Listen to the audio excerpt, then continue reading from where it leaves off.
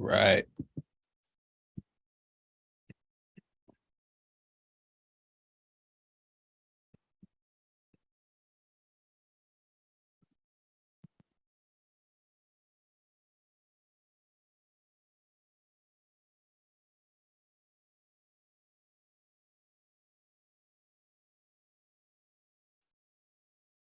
Okay.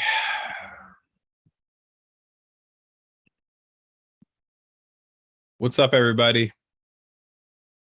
If you're here, if you're watching, that means you're a masochistic Raider fan. Now, Raider fans might ask, that's too big of a word for me. What does masochism mean? I'm not going to look up the Webster's dictionary version, but that means that the Raiders, let's say the Raiders are a knife and you like pain and you're a person. That means you like the pain of the Raiders happening to you. So if you're watching this right now, typically what I do is when the Raiders lose, I try my best to just like forget that I like football. But some of you guys like to watch streams right after the game. You're a masochist. You like the pain. You like the pain of the loss, right? Just kidding. So Raiders lost today. Not too terribly shocking that they lost. The manner that they lost was brutal. It was almost predictable. It was something that it was theatrical. They started slow, couldn't punch the ball in the end zone on offense, couldn't stop anybody on defense to start. Then as the game goes on, it gets a little more nuanced. It gets a little crazier. The Raiders start adjusting on offense. They are moving the ball a little bit better. They do get in the end zone, get an interception on Ryan Tannehill, get a sack on him late. But I'm watching the game and I see a lot of these arguments on Twitter. Is Derek Carr the guy? Oh my gosh, we got Devontae Adams. He probably already wants to be out of here. You see all these little things. I try to look at this systemically, and I'll talk about all of those things right then and there. Are the Raiders cursed? Are they cursed? Because when you think about what's happened to them, and a lot of it's self-inflicted. I'm not saying that curses can't be self-inflicted. Curse has the connotation, again, for Raider fans who are not into big words and stuff. Connotation means not so much what a word, the definition of the word is, but what it means when what it comes to mind publicly, a society, how they interpret a certain word, right? So it's like the word, like the word fuck. If someone says I fucked, that doesn't mean the dictionary definition of the word fuck. That means you had sex, right? It's connotation kind of thing. So anyways, the connotation of the word curse means that my team's been doing everything right, but for some reason we always run into some weird trouble that messes us up, and it's just out of our control. Now with the Raiders, that's not exactly true, right? I mean, you've seen, I've talked about it, harped on it forever. Multiple first round picks blown, just completely blown. Bad coaching hires, poor free agent signings, trades for big wide receivers that haven't manifested in wins, lots of things, loyalty to a quarterback that maybe isn't exactly a game changer, a lot of stuff that the Raiders have done. But there feels like an element where anytime they make a mistake, they are punished as though they have the third strike. California has a 3-strike policy where if you have 2 felonies, the third felony, no matter what, gives you a life sentence, right? Now, some of you Raider fans might have gone to prison, and you guys might be able to kind of go, well, actually, it doesn't mean that, Glenn. Look, you guys went there, did your time, no problem. Typically, the 3-strike rule means that. I feel like the Raiders are constantly on their third strike whenever they make a mistake, right? If a ball is errantly thrown over the middle, the defense catches it, sometimes returns it for a pick 6. If a fumble goes on the ground, it bounces right to the other team. However, when the Raiders get a team or get a quarterback to throw the ball errantly, hit his arm as it's thrown, that ball falls into the Bermuda Triangle. No one's ever heard of it again. It gets wiped of all its DNA, wiped of all its identification, gets a new witness protection name. That ball's never heard from again. It falls into the abyss. and it becomes 3rd and 10, which the Raiders eventually give up. It's this weird thing. There's lack of turnover luck, right? The Raiders trade for a wide receiver like Antonio Brown, right? Now that was always going to implode. Everybody knew that. It was not a matter of like, oh, could the Raiders, change Antonio Brown? No. Only the most delusional fans thought of that. You good? The only the most delusional fans thought of that. But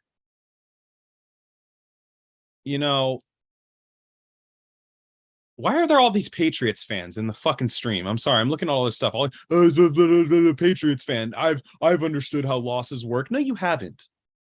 You don't know my pain. Okay, I feel like Bane with Batman right now. Right? I was born into this shit.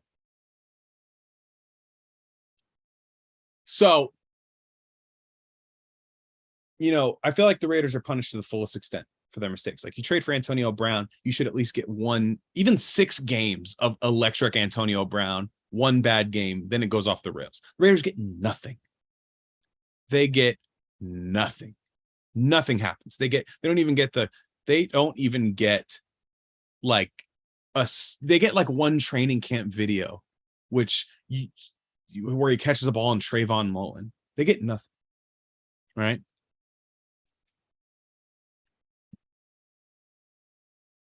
And there's a lot of we could go down the list, right? Like, you can go down the list of all the bad moves they've made. Like, they just get no redeeming value out of any mistake they make. It feels like they're being punished for something. What was the Davis family up to for all these years? I'm an Al Davis super fan. I love Al Davis, but was he doing something? Are we paying for something right now? Like, it's getting to the point where it's like, I'm not even shocked anymore. I don't even get excited during the games. I sit there and I just make dumb, sarcastic comments all day. That's what I do now. I feel like I'm in like Portlandia or something, where I'm just this like sniveling dumbass watching his team. And I'm still going to watch because maybe I'm a masochist too. But yeah, let's talk about the game, right? Let's talk about this game. Darren Waller learned how to catch a football, right? Oh, you would imagine that the top 3 tight end contract and the fan base, right? Darren Waller dropped 2 touchdowns today, 2 touchdowns. And the fan base, we'll talk about on both of those. Wow, that was a jumbled play. That was just a bad busted play. Or then the second one where Waller causes the interception by not catching the ball as a top 3 tight end. You hear these people go, well, Carr threw that ball too hard. He almost got his guy killed. Okay. Both of those things right there make me sick to my stomach. Threw the ball too hard, right? There's a quote. I don't know if you guys have ever heard of this guy. He used to coach the Raiders. His name's John Madden. He had a quote. I'm going to pull it up right now. I don't know if I have exactly the quote on it, but I remember in the book that came out about the Raider, it was this old Raiders book I was reading, where John Madden, there were receivers that were complaining about, I think it was either LaMonica or Stabler was just throwing the ball a little too hard, right? The ball was coming in hot on a certain play. And John Madden said, look, I will find somebody that can catch that ball. I'll find somebody that can catch the ball as the one that you're complaining about right now. You tell me the ball's thrown too hard. So, like Darren Waller, right? We just pay this guy like a top 3 tight end. You can't catch a fastball. Does Carr have the best arm in the league? I don't think so. I think he throws the ball. I think he has an underrated arm. I think he has a very good arm. And when he steps into a ball, I think it's as good as anybody. But all the time, and myself included, I hate when he lobs the ball where it should be zipped in there, when he kind of like tries to do a little touch play and it kind of floats in there, like big beta male throw.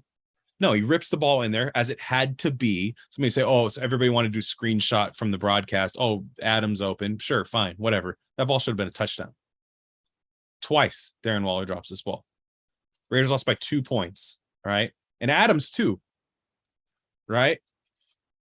Adams, you got to drag your toe. You got to make sure your feet are in bounds. That cost the Raiders 3 points, at least, right there. Carr makes a great throw after a great throw to Foster Moreau. He makes a great throw to Adams on the sideline. And catch the fucking ball. I'm seeing too. There was the other one to Waller. It was a little bit long. I even think the other one where he was wide open. Was it the best throw? Absolutely not. Do you think that the Raiders think the Waller should have caught that ball? That's all I'm going to say. Anytime somebody says that was a drop, do the Raiders position coaches think that that was a drop? And that's how you should think, in my opinion. I guarantee you Waller got drops for those plays. It's what we pay him to do. It's the reason we fell in love with him on the 2019 season. Like, oh my God, this guy's amazing. Right? We know this. We know he can do this. So, and I'm mad because they Adams didn't drag his toe. That's another 3 points right there. There was wasted red zone opportunities. And what made me mad is that as bad as the first two games, 100% Derek Carr meltdown, just back-to-back games. Terrible. Like terrible games, first two games. I thought he fucking played really well today. Like really good. Winning football. I thought Derek Carr played winning football today. I'm sorry. The fans that have to find a way to blame him for every throw just because they want him gone. And like, dude, most of us are fine if they move on. That's the thing about the people who absolutely hate Derek Carr is they think that like we want him to be the quarterback for life. I like him. I think he's a good quarterback, but I don't want him to be the Raiders quarterback for life. I think they will move on from him this year, and they should. But he moved what I asked him to do after that LA Chargers game. And I'll say this right now, I didn't get a chance to rewatch the Cardinals game in full because I'm not that big of a masochist. I was actually at SoFi Stadium taking my dad to his first Rams game in 30 years. So I gave up a Raider Sunday, the worst Raider Sunday, regular season Sunday in quite some time. Thank God I gave up that Sunday and I was like, I'll record the game. They're up. This is going to be fun to watch later when I get back. They lost that one. But we wasted a good Carr game today. Did he make every throw? Absolutely not. He had one interception, completely not on him, in my opinion. You can throw the ball as hard as you want as a quarterback. How about that? That's my opinion. You can throw the ball as hard as you want. If it's there and the guy's open and it hits his hands, he needs to be able to catch that ball. Darren Waller is going to make more money than I ever will make. I'm never going to have sympathy for a guy who can't do the thing think about every hard day you have at work that you just have to simply get through, right? Darren Waller's job's tougher than yours, but he's paid a lot more. Catch the ball. And I thought Carr did a really good job moving the pocket. Protection was awful today. I thought like flat out awful, especially interior wise. And Carr did a great job understanding what I wanted him to do against the Chargers was to actually understand that you're going to be under pressure all day. It's okay for you to get happy feet early, get out of the pocket, run out of the way. Don't get happy feet late when the pocket's already collapsed and you decided to stay there. And today he really did a good job getting out of the pocket, making some huge throws. I mean, the one to Waller where Waller actually got his feet in and it would have been at the 2-yard line, but it was a holding call on I forget who it was. And like those were big throws. I mean, the throw to Hollins, I'd say both throws, but the second throw on 4th and 15 to Mac Hollins was a good throw, but a way better catch. The throw to Hollins kind of over two guys. I mean, there's stuff that he does that's just really, really amazing. Again, am I attached to him as far as does he need to be on this team forever and it's our fault? No. I don't think we owe Derek Carr reparations for not building around him properly. I don't think we owe him reparations for that. Send him off. The reparation is that you go somewhere else. I don't think this team is a quarterback away. It's clearly not a quarterback away. I think we keep trying to trim off bad leaves of a plant rather than uprooting it. You ever see that? You go out to a garden and one thing's all fucked up. Do you just trim the bad leaves off it? No. You got to just yank that thing out of the ground or else you'll just constantly be dealing with bad soil. It's going to infect your soil at that time. And I think that's what the Raiders have done with bad decisions over the years. They've manufactured their own curse. They have drafted so poorly, brought bad people in that shouldn't be in there, and just created a bad soil for the garden to grow, to where good people can come into Danico Autry can come into this team. The Raiders discovered Danico Autry, and he can be the one getting interior pressure against you a while back when he couldn't crack the rotation with the Raiders. You know? That's the way I look at it. It's like, you get rid of Carr because you're 0-3 right now. You're not making the playoffs. Like, the season's over. They're done. They are done. Sound clip this right now in case they're not. Done. They are done. Raiders are toast. Not playoffs. Not happening. Fucked.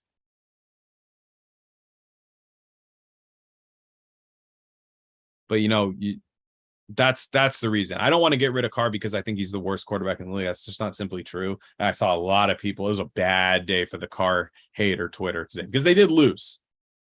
And that causes a loss on Derek Carr's record. But they know, come on, dude, he was making more plays than anybody else on the team, right? You just know that. That's all I'm going to say. And this was the first. He's had 2 bad games this year, 1 good game. I'm not even saying he's having a good season. Today was a good game from him. He played with a sense of urgency that I just hadn't seen him play with all of this year. So to me, that was a good sign.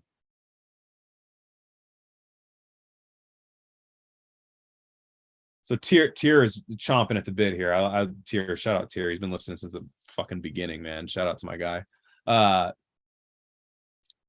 Tier says in the chat, I don't get the fans calling for play calling when it was just bad execution. He says, quote unquote, run the ball more, which is a fan complaint about today. Jacobs had 19 carries on 97 yards, and they were down the whole game. All valid points.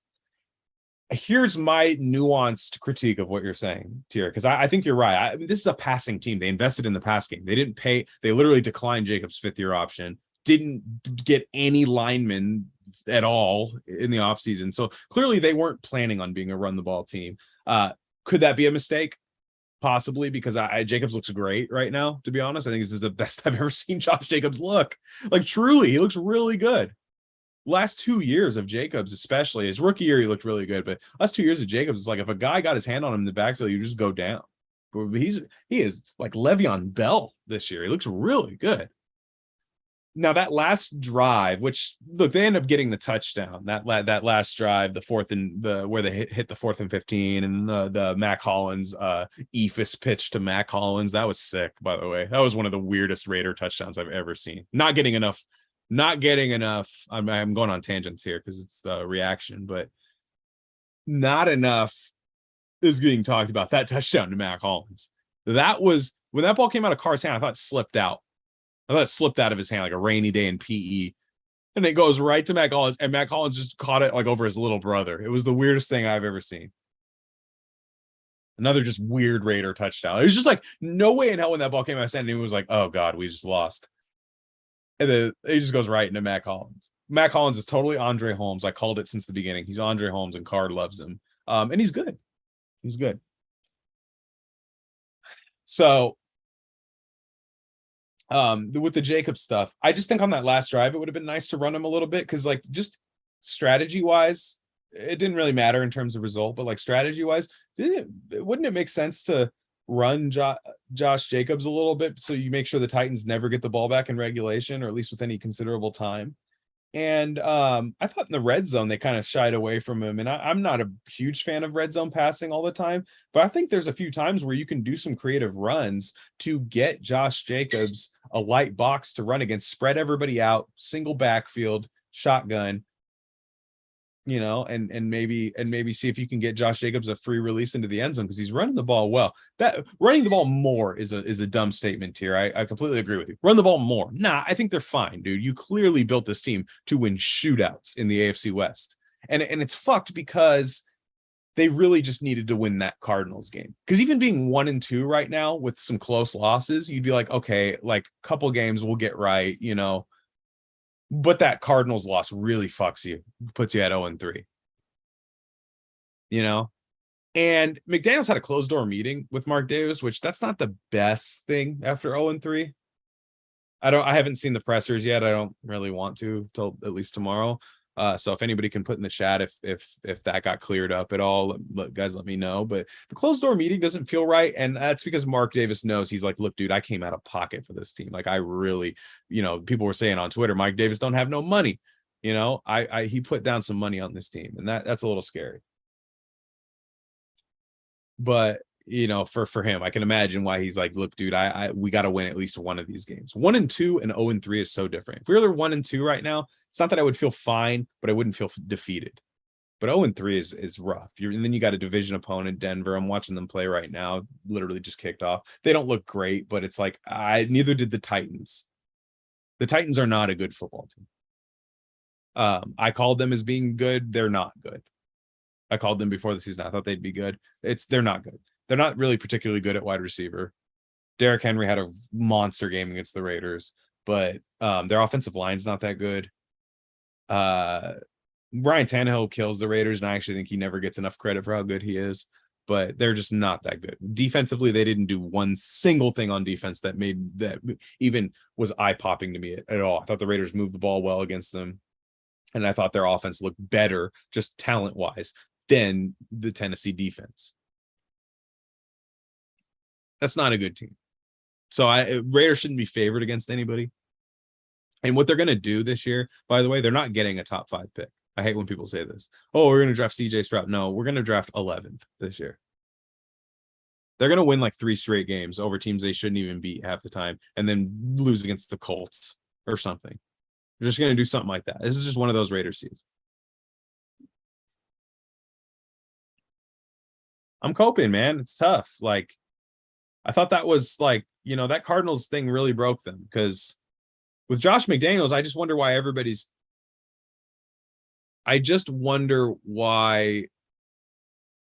everyone looks so confused out there. I just wonder why Darren Waller and Devontae Adams are running routes in the same spot. Then Darren Waller drops the ball in the end zone. Those are 2 Pro Bowlers. One All-Pro, a Pro Bowler, and a multi-time Pro Bowl quarterback throwing to them. Without Bill Belichick there to maybe contextualize the offense, is Josh McDaniels just speaking in code? I'm a big Twin Peaks fan, big fan of the show. If you ever notice the Red Room in Twin Peaks, people speak like in reverse almost. It sounds like a record being spun backwards, and they have to put subtitles in there. Is that how Josh McDaniels speaks to the team? Because none of these guys understand what's going on. There's delay of game in crucial situations.